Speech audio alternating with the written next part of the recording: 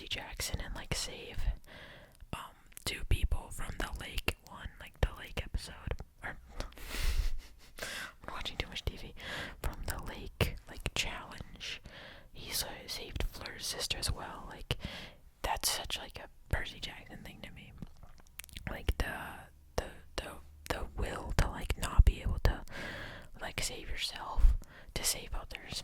I think that's good. And I think it's really funny how like quickly they got rid of Victor Crumb after this, because him and Hermione were like, I feel like they would have been good together way better than Ron and Hermione. Really, all the romantic relationships in Harry Potter piss me off a little. Like I think they're all pretty bad. Like I think Draco and Harry probably should have kissed at some point. And I feel like Tom Felton wouldn't have stopped talking about it like forever.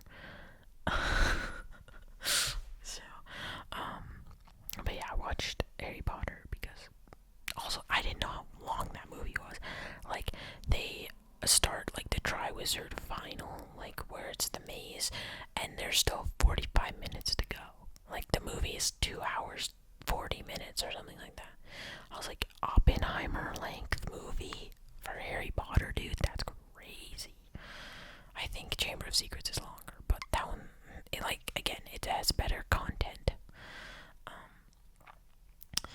I then watched, can I say a little more?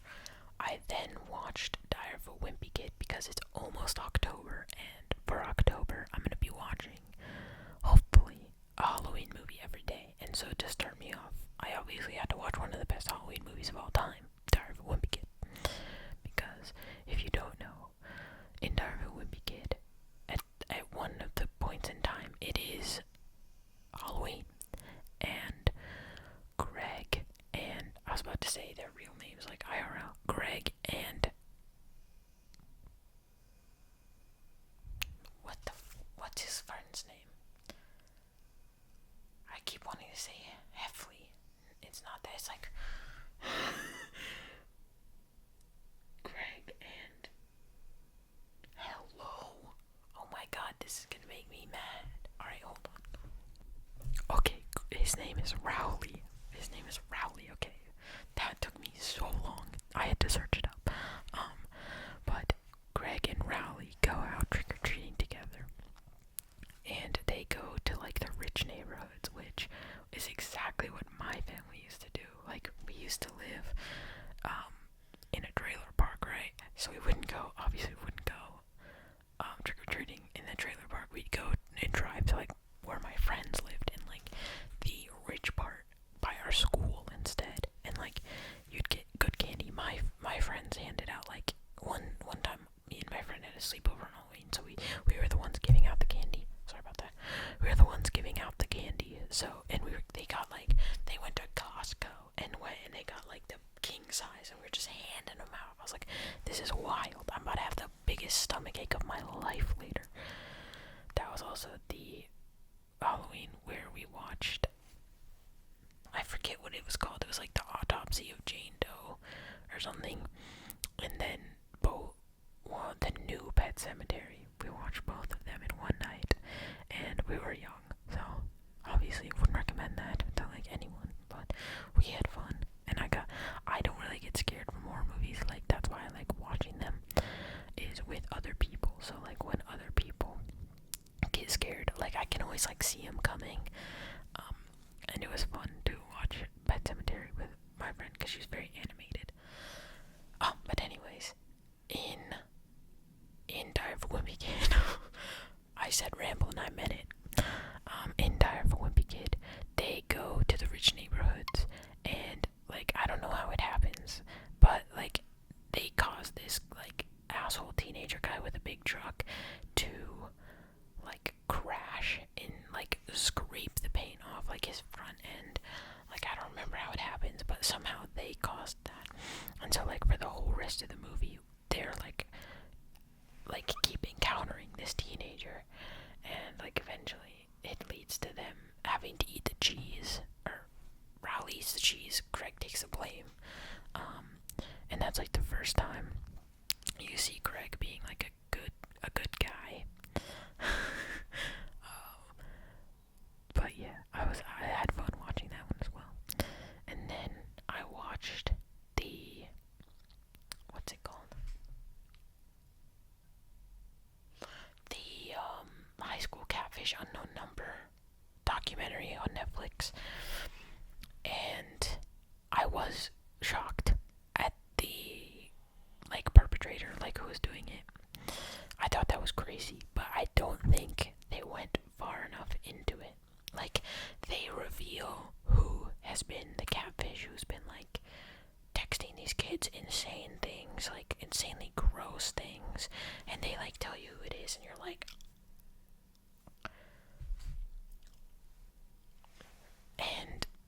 but then they don't go anywhere. They keep interviewing the person, and they're like, oh, you're gonna think I'm crazy, and it's we all think you're crazy.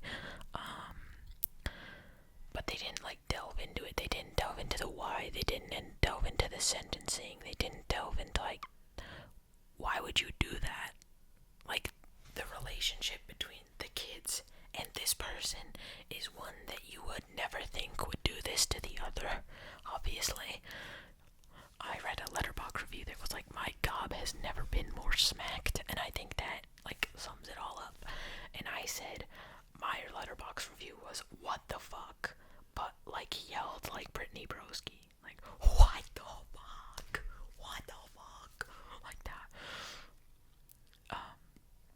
But yeah, they didn't they revealed it, and then it felt like the documentary just kind of slowed down and got really boring after that. You have to watch another half an hour of yap in between until the end, and you're you could have done so much more with that space than what you did with that space. But yeah, it's crazy. I would definitely recommend you watch it, because you'll get into it. You'll start getting into it, and then by the time they reveal it, you're they said, that person said what to kids? That's kind of the vibe. But I really want to talk about the TV show Adolescence, and I'm going to give you a trigger warning and a spoiler warning, because I'm gonna yap about this. I'm making an actual full podcast about this, but I just have to get it off my chest now, because it's gonna take me a few days to write that script before I can yell about it on the podcast. So I'm gonna do it now, if that's alright. So Adolescence is a 19-time Emmy-winning show. What? That's crazy. Sorry, I don't know what I'm doing with my hands. But yeah, they won 19 out of the 21 Emmys they were nominated for, which is crazy. That's crazy. So, Adolescence is the story of a 13-year-old boy called Jamie. And one day he is woken at 6 a.m. by his door being broken down and a bunch of cops coming into the house. And there's a guy called D.I. Bascom, who is the head detective on Jamie's case. And we learned that Jamie has been accused of suspicion of murder, under the suspicion of murder of one of his classmates. And so for the first episode, you're going with Jamie to the police station. He's being read his rights. He's getting his fingerprints tested. He's getting strip searched. In the UK, they have this thing called sorry, my leg is going numb, and I do not want it to go numb like it did yesterday. They have this thing called a accountable adult or something like that. Something. It's just an adult who accompanies a minor when they get interrogated, or when they get their blood taken and stuff like that. And so Jamie picks his dad, and so his dad is there while he's being interrogated for the murder of his classmate. And he has been telling his dad I didn't do it. He's been telling the cops I did nothing wrong. He's been telling everyone who will listen that it's not him. He didn't do anything. And so they get into this talking with the cops, and the cops ask him what are you doing in school? What's your favorite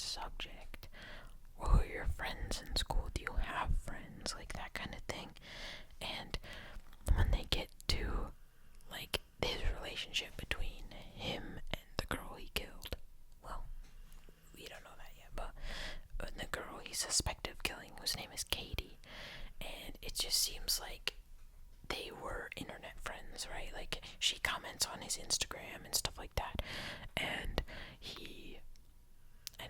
she just comments on his Instagram, stuff like that. And so they get to, like, this is like the day after he supposedly committed the crime, right? So it happened sometime last night, and this is the next morning he's being arrested. So the whole thing is like, what were you doing last night? Who were you with last night? And he's like, oh, my friends Tommy and Ryan, I think their names were. And he's like, but you didn't hang out with them for long, just like an hour. And then you went and walked around until for another couple hours until you met up with Katie. And so then they get into did you like Katie?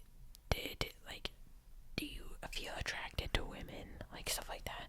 And then when he keeps just saying I didn't do it, I did nothing wrong, it wasn't me, they show him on video, they're in a parking lot and she pushes him and then he gets up and knifes her.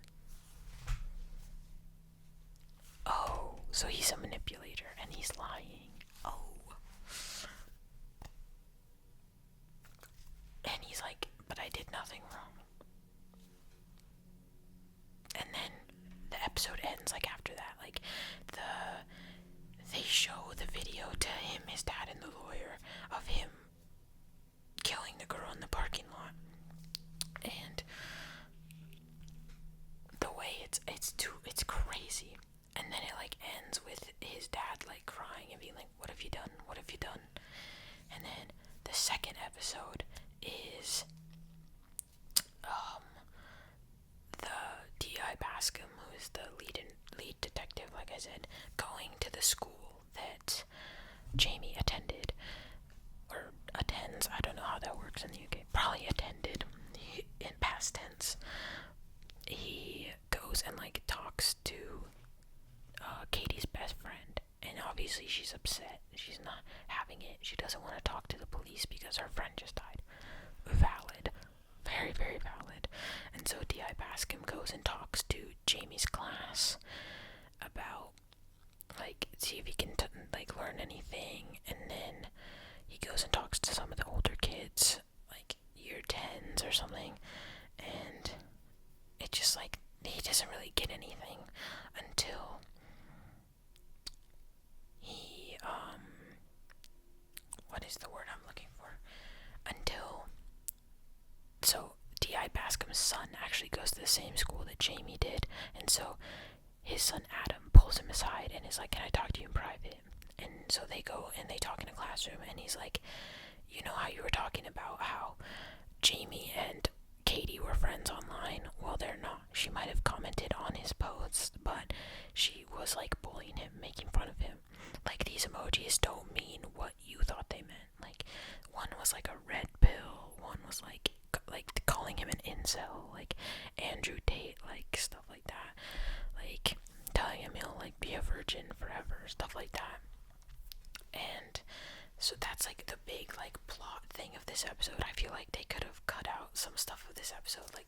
Obviously they're not going to do that. It's a one-shot film. They have one shot to film this.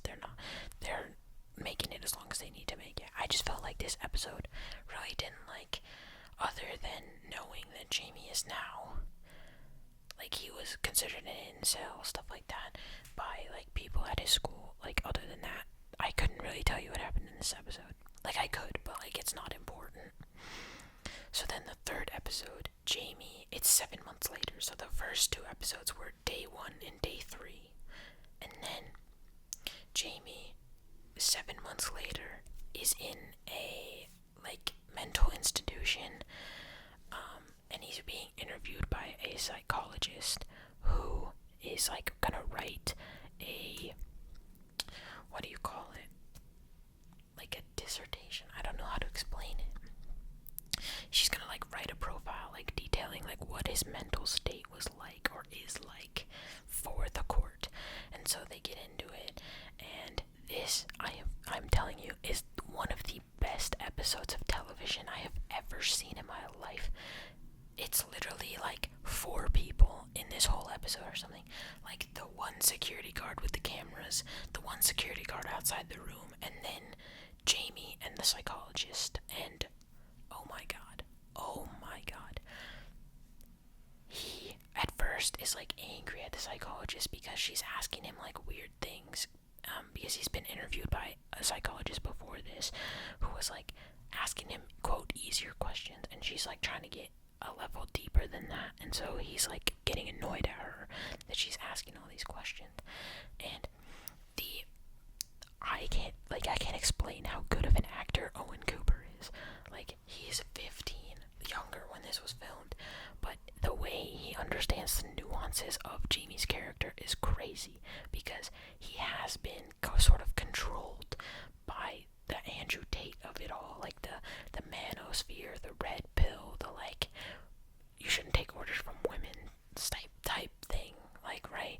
And so he is taking that, and while she's asking him questions, he like blows up at her and is like, how dare you tell me what to think, how dare you tell me what to do. And like he's not respecting women, one, and he's like showing where his stream of consciousness comes from. And like he's telling her that he's seen like pictures of Katie topless, and that's why he was going to talk to her that night or something like that. I don't know if he was talking to her that night about this, but he said he asked her out to the like fair, and she said no. And then he was like, well, she's a bitch woman, basically. And it's like in the first episode, for like a majority of it, you see him as like a kid, right? A 13-year-old kid. And then as the story moves on, you're like seeing him as more of like a young man who was not, like, no, I'm not gonna say raised right, because it isn't their fault, like, who was like exposed to the wrong things, right? And so like he actually admits to like doing what he did, kind of, in this episode, and it's crazy to watch. Like, I'm telling you guys, watch this show. It's the best thing ever. Like, nothing has made me think quite as much as this show has, you know what I mean? And so the final episode is the dad's birthday, so it's no longer, you don't see Jamie again in the last episode. He calls him at one point, and he's like, hey dad, happy birthday, did you get me card? And he's like, yeah, I got your card. Did you draw me on the card? And he's like, yeah, I did, and stuff like that. And then he's like, dad, I have something to tell you, but it's not really for your birthday. And he's like, pretend it's not my birthday, kid, tell me what's up. And he goes, dad, I think I'm gonna change my plea.